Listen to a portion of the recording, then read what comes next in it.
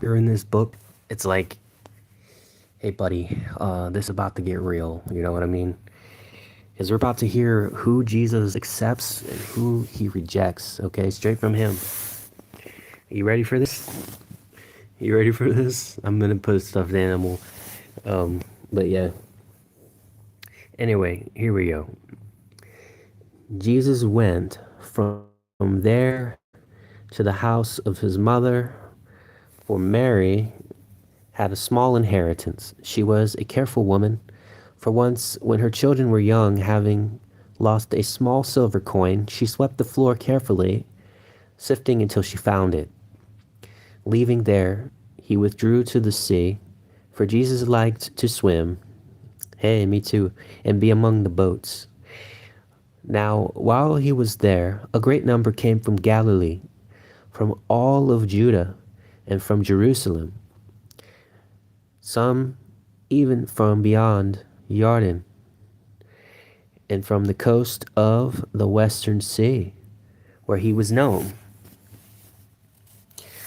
Jesus bid his followers to prepare a small ship as quickly as possible to take him away from the great crowd that was pressing about him, as he had cured so many who were afflicted, though still uncured, tried to touch him.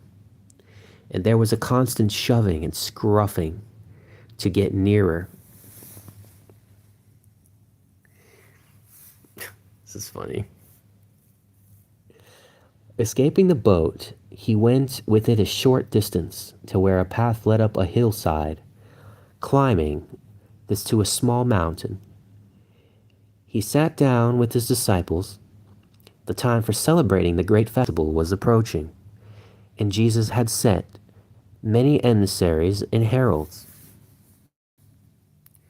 Seeing that a large crowd had gathered on the hillside, Jesus stood up, and he addressed the people. After they were seated in this manner, this is how he addressed them. This is a night of ignorance, when men wander lost in darkness of worldly conditions. I am the light and the hope of man. Wow. These are the people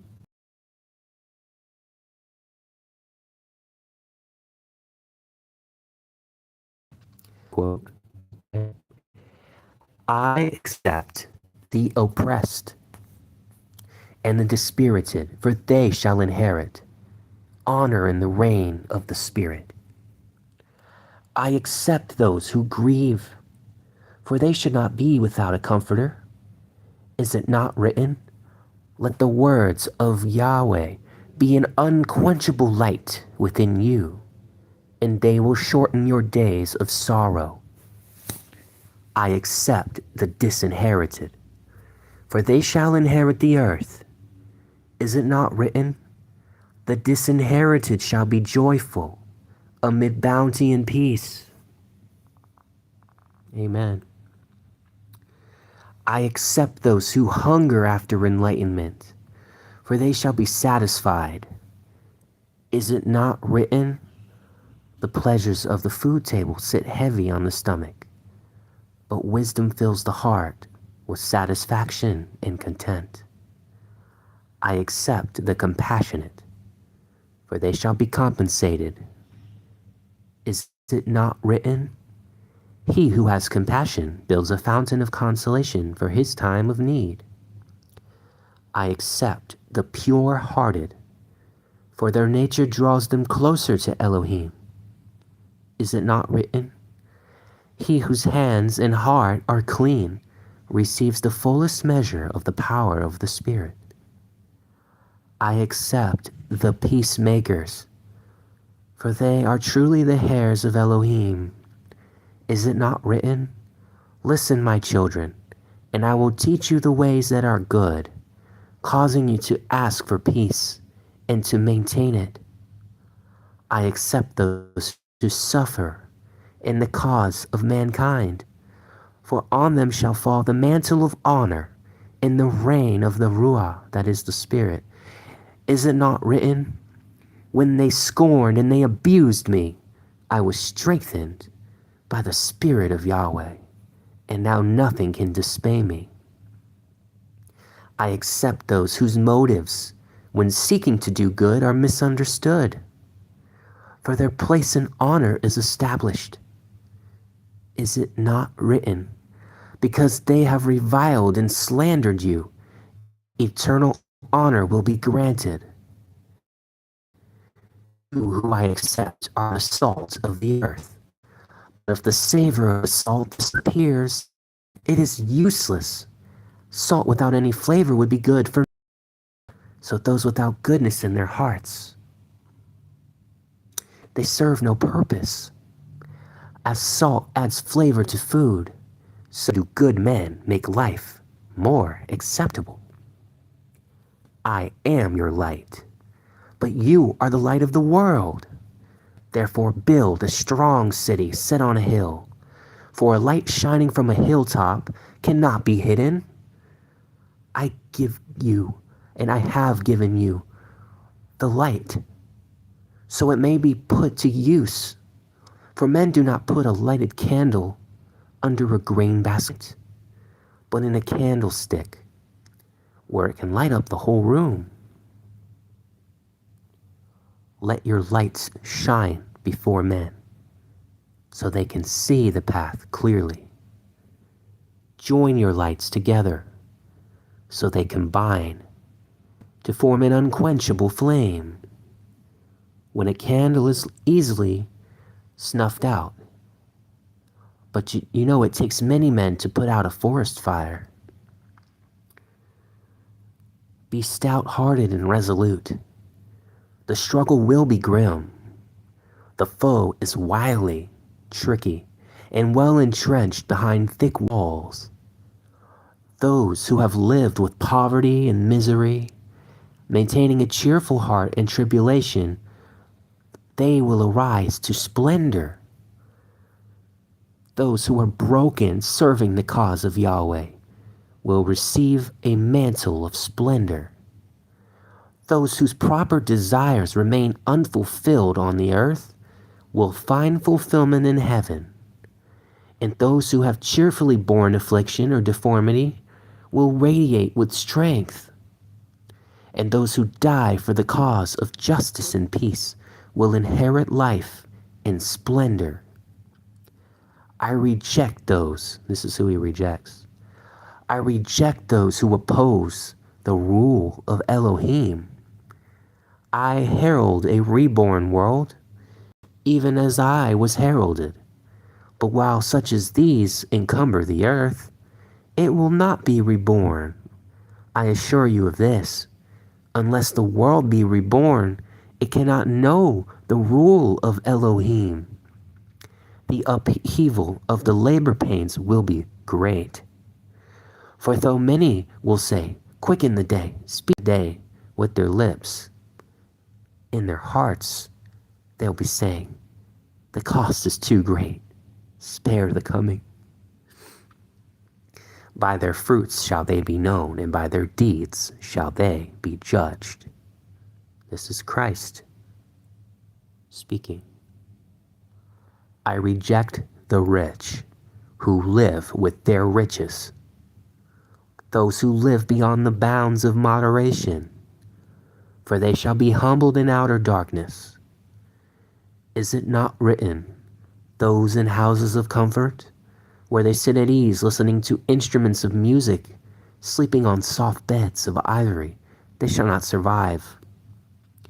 I reject those who gorge themselves with refinements of food, while other people hunger, for they shall hunger in the reign of the Spirit. Is it not written, they who serve Yahweh will be filled, but those who will do not will want. I reject those who scorn the way of wisdom, seeking vain pleasures which dull the spirit, for they shall be sorrowful in their proper place. Is it not written, the spirit of those who serve Yahweh shall be joyful, but the spirit of those who reject him will weep in sorrow and regret. I reject the arrogant and selfish, and those mainly concerned with themselves. They will be friendless in their place. Is it not written, The things built of selfishness and false pride will be broken. And I reject the liars and the deceivers, for their abode is a place of darkness. Is it not written? The deceitful shall not know the presence of Yahweh. I reject those who encourage ignorance, walking stiff-necked, their hearts an unopened book, for they shall not be enlightened. Is it not written? Those who shower scorn on the words of others and close their eyes to righteousness shall not receive a righteous word in their place. I reject the fornicators and adulterers, those who seek after lewd pleasures, for they shall go to a place of uncleanness. Oh, forgive me, Lord. Is it not written? Only they who are clean can come to the presence of Yahweh. Forgive me, Father. I reject those who in any way cause needless suffering. They shall go to a place of pain. Is it not written? He who causes distress, though it be done in secret, yet he is seen and will repay. I reject the hypocrites and the self-deceivers. Their loathsomeness will be properly purged. Is it not written? Words not written in the heart should never come from the mouth. Amen. Woe to all who hear my words, but twist their meaning to suit their own convenience. If a man says he's with me, but doesn't abide by my teachings, then he is a hypocrite. If he says, but I live in circumstances where this doesn't apply to me, he is a liar. Far better that such as these say that we are against you. Until they do, the world will not be reborn. I bring light to the threshing floor of life, where suffering and misfortune are the flails. Tribulation and distress are the winnowing fan, and the wisdom of Yahweh is the winnowing shovel. Here the wheat is separated from the husks, the chaff is thrown out, and the good grains are gathered up. I come to build a new temple. And if you say these are good teachings and take them to your heart, but tomorrow you hate your neighbor, you abuse him and deceive your kinsman, you are an unstable brick. If the temple was built with this type of material, surely it will fall apart, and those within will perish. Is it not better if it were never built? And if you say, I'm weak, then examine your defects and take the first step to stability.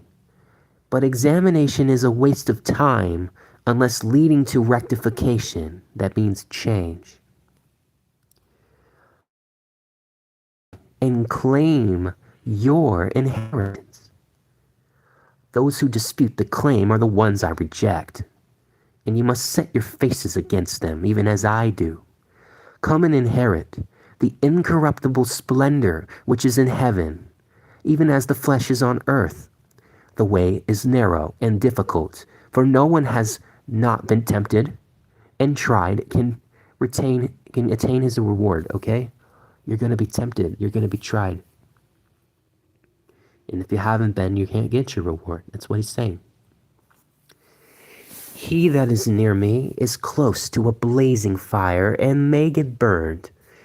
But he who withdraws from the heat withdraws from the heaven. Some have said the yoke of the Torah sits heavy on our shoulders. But I tell you, I come not to lighten, but to magnify the responsibility. Moses brought the Torah, which says not to kill. But I say, any who releases anger on his brother without a just cause shall not escape judgment. The Torah you have condemns adultery, but what I tell you is that if any man looks upon a woman with fornication in mind, he is no less guilty. Forgive me, Father, forgive me. For it is what a man thinks that will lead him to righteousness or decay. He who is pure in love does not defile his heart by looking at another woman with fornication in view. He's right. He's right. He's right.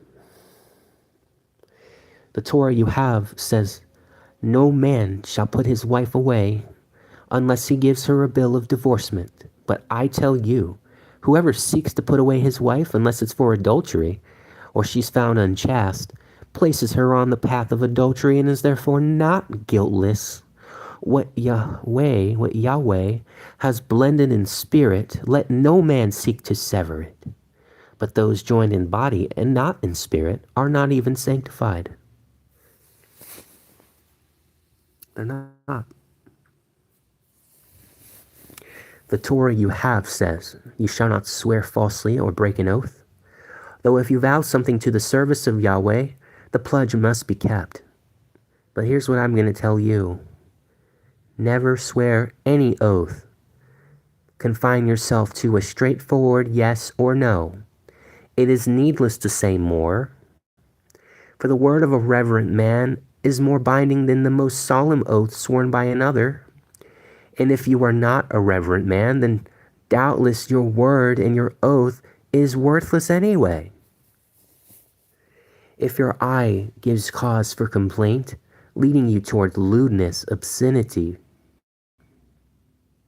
pornography, pluck it out. It is of greater advantage to suffer disfigurement on earth than to be cast into the depths to suffer it there. If your right hand gives more cause for complaint, then cut it off. For if your body be maimed on earth, you bear it only a little bit of time, but surely do nothing to prevent it remaining intact in the place of blessing. The Torah you have says, love your neighbors and hate your enemies. But I tell you to love your enemies. Do good to those who hate you. Pray for those who deceive and persecute you. For if you only give love for love, this cannot be claimed as a meritorious thing. Even criminals return love to those who love them. If you only repay good with good, dealing fairly only with those who treat you likewise, how can merit be claimed for this? Which is no more than criminals do. It is the same if you give only to those who give to you. Criminals give to their own kind. Can you stand by and let it be said that criminals treat each other better than reverent men, God-fearing men? This is deep.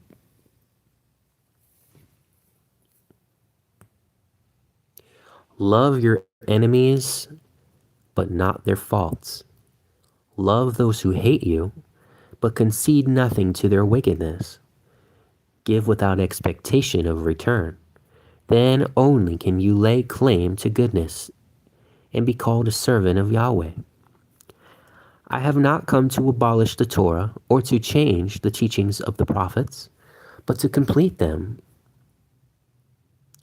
adding any necessary clarification and interpreting them to the understanding of men. But the time has come to ask, when will they be put into practice? When will men bring Yahuwah, Yahweh, God, the Most High? When will they bring him out of the temple and make him a participant in their daily lives? When will men carry these things in their hearts and stop paying them lip service? True. I say with certainty, as long as earth and the heaven above it remain, not even the smallest particle shall be deducted from the Torah until the purpose it serves has been completed. Therefore, if anyone tried to avoid even the lowest obligation imposed by the Torah, or to set aside the slightest of its restrictions, or teach others to do the same, he will be an insignificant thing in the life to come. Whoever lives by them, leading others to do likewise, will achieve the greatest heights of blessing. Do all charitable acts privately, not displaying your righteousness to catch the eyes of others. By doing so, you void their benefits. Only those seeking public acclaim and hypocrites do these things ostentatiously. Never seek publicity for your deeds or goodness, nor let it be forced on you. I assure you that those who do these things have their reward on earth, and nothing awaits them anywhere else. When setting out an errand of goodness, keep your right hand in ignorance of the left hand's deeds. Do your good deeds in secret, knowing that they are not overlooked and will be rewarded, duly rewarded. But do them without thought of reward, or they will lose their merit. So don't think about a reward. Do not be like the hypocrites who pray in the sight of everyone. They are being rewarded now. Pray in solitude, for your Father can be contacted from anywhere and is everywhere. Never use needless repetitions. Okay, Catholics? Whoever's praying repeatedly prayers, the same prayer over and over. Again, pray in solitude. Your Father can be contacted from anywhere and is everywhere. And do not repeat yourself or ramble, going on, mistaken belief that the more you say, the more you are likely to be heard. That's not how it works. It actually will anger God eventually. You might be heard, but not the way, not in a good way. Do not be a mere babbler. Prayer is not formed by words alone. Remember, your every need is known, so whatever is withheld may be for your own good. Prayer is contact between Ruah and Ruah, your spirit and the spirit of Father, and should seek only to reinforce the strength of the Ruah. Praise Yah. This is a pattern for prayer, okay? So Jesus isn't even saying you have to pray this way. He's just saying this is a pattern. I don't know where we got the idea we have to repeat the same prayers over and over again all the time, and this is the strongest prayer, and this is the only prayer you should be praying. That is bull. That is a lie. But he says this is a pattern for prayer. Listen. Our Father in spirit, our Father in Ruah, may your nature become known among men, and your rule established on earth, according to the plan of heaven. May your design be completed. Give us the sustenance we need, and overlook our transgressions as we overlook the transgressions of others. Do not test us too severely, and strengthen us against the servants of evil. Funny. Because the prayer that they make us pray, or they tell us to pray, or they say you need to pray, or this is the Our Father, is actually not this prayer. It's a different prayer. And why does it say, deliver us from evil, when the real Jesus here is saying, strengthen us against it.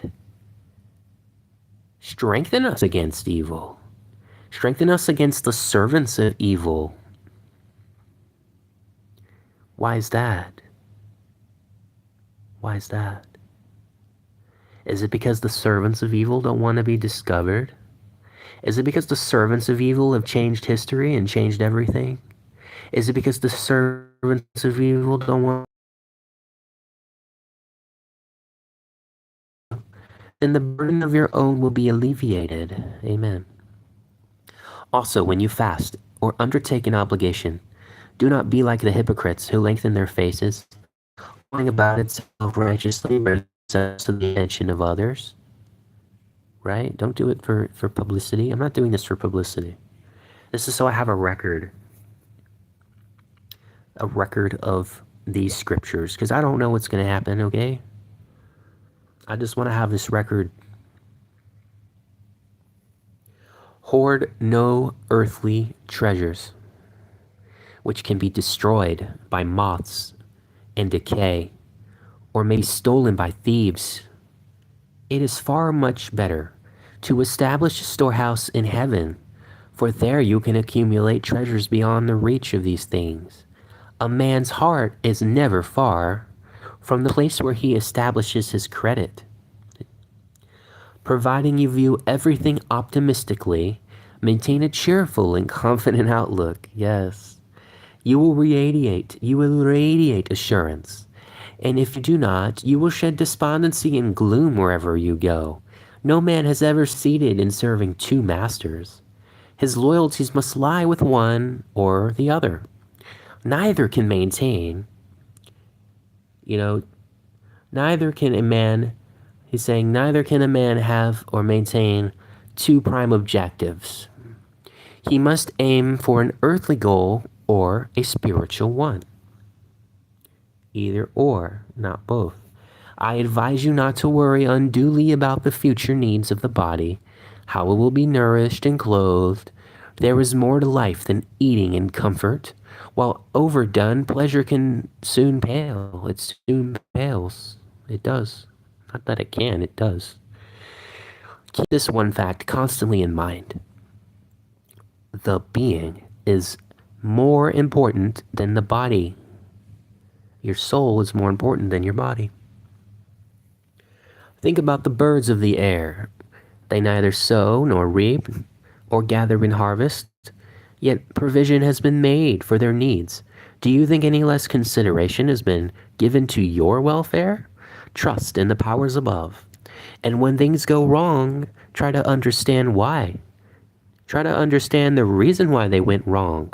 When you're being tried by tribulation, try and see the objective of the test. Is there anyone among you who by thought alone can add an arm's length to his height? Worry is a useless activity of the mind. So why worry about food and clothes? Look how the wildflowers grow in the meadows. They do not toil or spin, yet Solomon in full regalia was not attired so attractively as one of these. If such beauty is bestowed on wildflowers, which can display it for just a few days before being destroyed, shall Yahweh not give much more attention to you, his children? Or have you no faith in anything?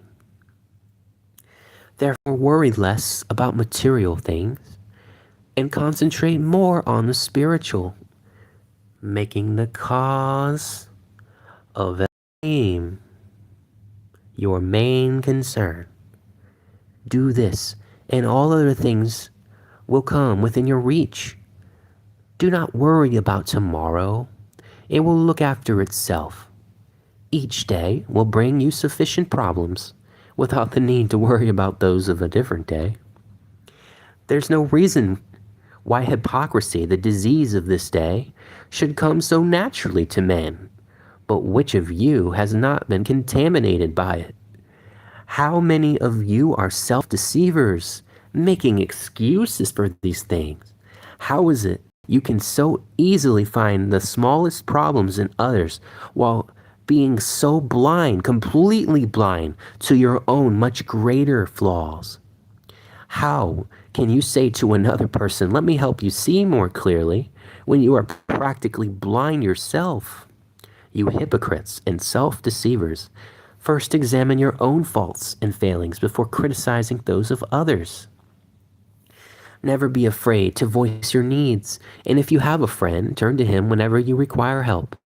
For this is the nature of friendship. Ask and you will receive, seek and you will find. Knock and the door will be opened. These things are the Torah of life. For at the end it will be said to you, as you sought, so you have found. And according to the manner of asking you have received. It is not what you seek, but how you seek it. Not what you request, but the manner of requesting. Is there any man among you? If his son asks for bread, will give him a stone? Or a snake if he asks for a fish? If then you, with all your mortal faults and ignorance, know how to give the right things to your children, how much more is Yahweh to give what is right for his children? The things you surely do not need are comfort and content, while assurance and security open the gates of spiritual apathy. That means not caring. Enter by the narrow, unpretentious gate, for the road leading to the dark abyss has a wide road and a very attractive entrance, while the gates leading to immortality, The gate leading to immortality is austere, and the road fraught with difficulties. Wow. Beware of false prophets, those who would mislead you. Many seeking to promote their own ends walk the ways of righteousness, clothed in sheepskins, but are hypocrites, ravenous wolves on the inside. Those who indicate an easy path are false guides. Those who say another can absolve them of their effects of the misdeeds expound in error. What does that mean, bro? What does that mean? So these people preaching prosperity are false prophets. These people preaching about money and preaching about success and wealth are false prophets. The ones preaching about an easier life are false prophets.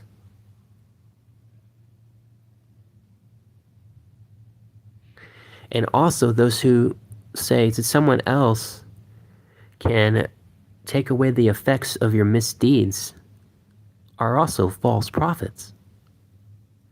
It says they're expanding error, expound in error. What does expound mean? I'm going to look that up. What does it mean to expound in error?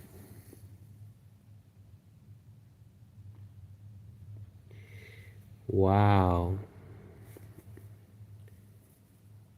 Wow, there's a lot of this going on today.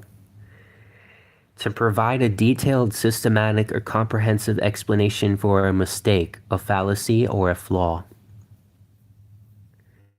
So instead of addressing the problem, they try to explain it away. Those are false prophets. The people who do evil to you and try to explain it away are false prophets. Or the people who try to explain for others are also false prophets. You will know them by the effects of their teachings. Just as a good tree is recognized through the fruit it bears, can the wild thorn produce grapes, or are figs found growing on thistles? If a tree fails to produce good fruit, it is cut down and burned. It can serve no better purpose. Therefore I say, judge men by the fruits of their labors. Judge men by the fruits of their labors. That's what he's telling you. He's not saying you're not allowed to judge. He say judge people by the fruits of their labors. Some hail me as their leader. Listen to this. Some hail me as their leader. Hail King Jesus, thinking this will help them in the life to come. But it will not. Only those who wholeheartedly serve the cause and the purpose of Yahweh will enjoy this in full splendor. Many who do things in my name will expect me to intercede for them. But to these I will say, I did not know you or authorize the statements you made. By your deeds you shall be judged. Thank you. That is clarity. That is clarity. That is the truth. This does not apply to those who, hearing my words, put them into practice, okay? For they are like the sensible man who built his house on a foundation of rock. The rain poured down, and the floods rose, and the wind howled above and beat against the house, but the house did not collapse because it was set firmly. But there will be many who, hearing these words of mine, will ignore them. And these will be likened to a fool who built his house on sand. The rain poured down, and the floods rose, the wind howled and beat against the walls, and the whole house collapsed. I herald the coming of the rule of Elohim in a reborn world. I accept those who follow my way, and I will lead them into their reign. I reject all of those who are against my way. I call upon men of good will to follow us, men who wholeheartedly desire the light and oppose the way of darkness. The road may be long and beset by many enemies, many foes, many ops. Yet have no fear of those who come with swords and fiery words. Their danger is obvious. Those who will be our undoing are the hypocrites and self-deceivers who pay lip service only and manipulate the words of the Torah to accord with their own convenience. I tell you this, many will come, but few will be chosen.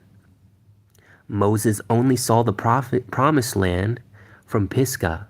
Do not let this be your fate. Face the difficulties ahead. Overcome the evildoers who maintain the rule of evil, and claim your reward. The sword is drawn, but the battle is yet to be won. That's my Jesus. Let's go. In the reborn world, the wolves lay down with the sheeps, the lion with the kid, and the little child shall play with them. Surely, because of their goodness and goodwill, because of their goodness and goodwill, even the wild beasts will submit themselves to the will of those who participate in the kingdom of Yahweh. And Jesus finished speaking. The great assembly of people was quiet. Unlike other teachers, he appeared inspired by divine authority. But within moments, they were excitedly discussing the words among themselves. Then a Talmud, a disciple, who stood beside Yahusha, Jesus, shouted, "All who serve Yahweh, praise him. He has sent the true enlightener and the deliverer, and he will himself reign over us through the Spirit which fills his Son. Heed these things, follow the way of Jesus, take up the stake of life, and the kingdom of Elohim is at hand." There were many among the crowd who said, "Surely this is Yahweh's anointed, for whom we have been waiting a long time. Now we will be saved according to the promises of the prophets." Hearing the things said by the people among themselves, Jesus was actually saddened. He was saddened, and he said to Bartholomew, who stood near him, "Tomorrow they will revert to their old way." Wow. Tomorrow they will revert to their old way of life and permit evil to rule them through hypocrites and deceivers. How can they be brought to understand that should Yahweh intervene to bring about the rule of Elohim, earth and mankind will have failed him and be unworthy of his kingdom? Life's purpose is to produce shepherds, not sheep. Let me hear that again. Life's purpose is to produce shepherds, not sheep. People are turned inward upon themselves. Wow. Last two verses. It was now late in the day, but many people still lingered, and a disciple said to Jesus, "Adonai, the crowd was very large. The crowd was very large, and many did not hear all of your words. Could you not speak to them? For though hungry, they would rather listen to you."